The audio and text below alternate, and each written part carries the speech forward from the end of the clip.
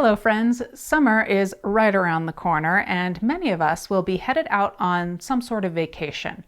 So for the next several weeks, I will be focused on that, photography while traveling. I have a bunch of videos planned out, but to get us started, in this video, I will answer a viewer question that I have heard from other viewers in the past, and it is, I've been an avid photographer for many years. I'm now 67 and just got back from Sedona lugging a camera body, gear, and 2 large heavy lenses.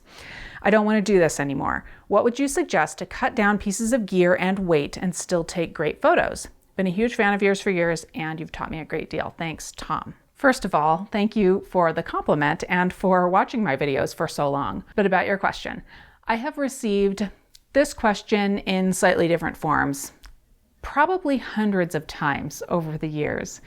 We all struggle with what to take with us when we travel. We don't always want to carry a ton of gear because of weight, size, or risk of theft, loss, or damage, or because we want to be in the moment, enjoying the activities of our trip, and we don't want to be juggling a lot of stuff. But we want to be able to take photos of our activities. But what's the solution? Well, I have a few thoughts for you about choosing from the gear that you have, or maybe investing in some sort of more compact solution, and just a little bit about mindset. First, what most of us probably do is choose from what we have. Now, obviously, I can't tell you exactly what to take. We all have different combinations of gear, and there are a million different places that you could be headed, and we all have different styles of photography. But the goal is the same, to cut down on the amount of things we're carrying with us. These are some of the questions that I ask myself when I am choosing the gear that I will pack. What types of things do you want to take photos of? Is there something specific? This will help you narrow down what you really need. Do you really need the big telephoto lens or the ultra wide lens? And I don't just mean lenses. What about that tripod or the flash or all 10 of your extra spare batteries? Realistically, what will you use? And if you think, well, but I want to use all of it, well, then what can you live without? If you want to pare things down, you have to make the tough decisions. Maybe leave the big telephoto lens at home, knowing that you might miss out on a couple of shots of birds or whatever, but you also won't have to lug it around or worry about it if you want to leave it in the hotel room.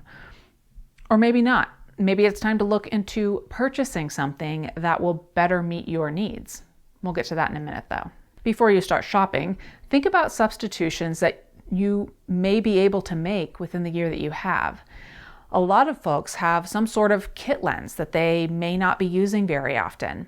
Maybe it's time to pull that out and dust it off.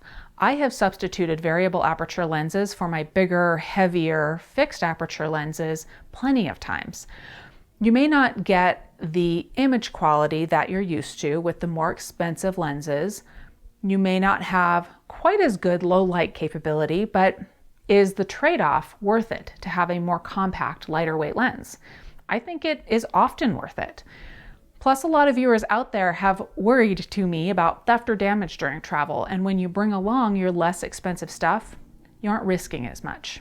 Now, what if you've gone through all of that and you just say to yourself, I still want something smaller?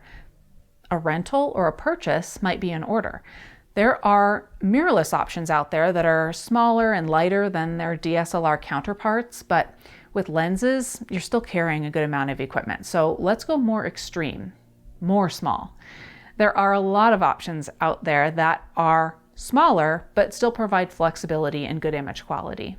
If you still want flexibility in terms of focal length, I have heard a ton of good things from viewers about the new-ish Nikon P1000. In fact, as a part of this Photography While Traveling series of videos, I have borrowed a P1000 and it is headed to my mailbox right now. It is a small option with a ton of reach. It has a smaller sensor, but its range is equivalent to 24 millimeters to 3,000 millimeters on a full frame camera. And there are other more compact options from different brands that have some amount of zoom available. Or what about limiting your range and having a really small camera that is still capable of stellar image quality? I was able to use the Leica Q2 recently, and I'm still considering purchasing one.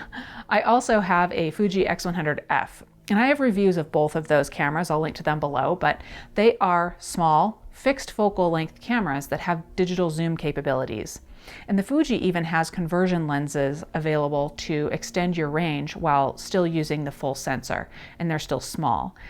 And these options are so small that you can drop them into your day pack or hang them around your neck and they won't get in the way of your activities.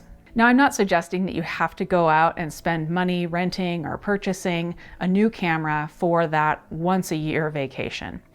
I mean, the Leica that I mentioned is quite pricey, but purchasing something smaller may be worth it for you. What works for you in your hometown simply might not work for you while traveling. Okay, last, let's talk about mindset. I'm going to get on my hippie, artsy soapbox for this one. If you don't think you'll be comfortable carrying a camera and a couple of lenses, maybe you shouldn't. If you don't think you'll be able to experience your trip and enjoy yourself to the fullest carrying your heavy camera bag around, maybe you shouldn't bring everything. I understand that we as photographers want to be prepared for anything, and we try to think through all of the situations we might be in and want to take a photo, but we can sometimes get over interested in what gear we have or what we will bring with us on a photo outing, and then even stress about it on the trip itself. Did I make the right decision? Would I be able to get a better photo if I would have packed X, Y, or Z? Listen, I'm out a lot at museums and nature, places where I often want a camera, so I have a lot of experience in this myself. I am packing up gear to bring on one excursion or the other at least once a week. And I have two situations that I can think of in just the last couple weeks alone where I didn't have what I wanted to get that shot that presented itself. But no one died.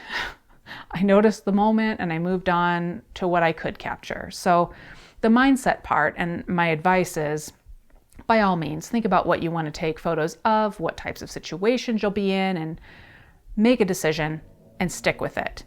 Don't allow yourself to second guess or what if yourself. It takes some discipline, but if you are taking your camera with you on a vacation, it's probably a vacation first and a photography opportunity second. Make sure that you're able to enjoy yourself. Be okay with not being able to capture anything and everything that comes your way in exactly the first way that you think of. Instead, get creative with what you have with you and have a good time. Okay, friends, that is all of my thoughts for today. I do have more videos on the topic of photography while traveling coming your way in the next couple of weeks. I'll certainly be sharing my experience with that Nikon P1000, and I have an adventure with the Fuji X100F planned for next week too. And for those of you who like to pack a lot of gear and be ready for anything, I've got something for you coming up too. So make sure that you subscribe and hit the bell to receive notifications when all of those videos go live. And thank you for watching.